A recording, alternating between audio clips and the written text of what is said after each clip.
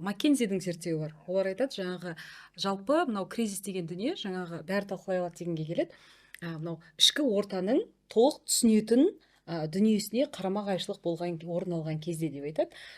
Сосын оған қоса бір мен үшін қызық нәрсе, Маккензидің жалпы ұйғарымы бойынша кризис деген жаңа белгілі бір нәрсенің жаңағы ол компанияны немесе тұлғаны құрту, жою емес, ол қайта оны жақсы жағынан немесе тағы басқа қырынан көрсету ретінде пайдалануға болады деп айтады да. Мысалға жанасыл кейінгі кезде барлығына белгілі, иә, мысалға әлеуметтік желіде, интернетте біз осы көбіне мына Әселдің айтып жататын кризистің өршіп кетуі, мысалы біз айтамыз ғой, алтын сағаттардың жоғалтып алуы, осы кризис әлеуметтік желіде, интернетте жалпы тез таралып кең кетіп қалады, иә. Осы бойынша әлеуметтік желідегі кризис дегеніміз не?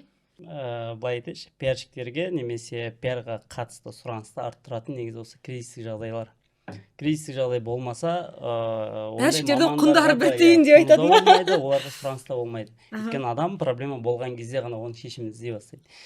Сол кезде сен дамисың негізі. Сол кезде дами бастайсың, иә. Және әлеуметтік желі тұрғысынан айтқан кезде сен бір белгілі бір компанияның немесе белгілі бір адамның страницасын жүргізіп жатқан кезде сен белгілі бір образ құрасың. Мынаған ұнайтын, өзіңе керек, саудаң сатылатын, сөзің өтетін деген секілді. Кризис қай кезде пайда болады? Біздің көзқараста. Когда сен құрған образға ұнамайтын дүниелер араласа бастаған кезде. Яғни сенің құрған системаңды бұза бастаған кезде пайда болады.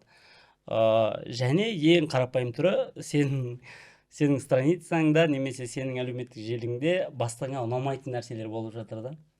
Кімге ұнамайтын? Бастыққа. Бастыққа ұнамайтын. Ол қарапайым түрде солай ғой.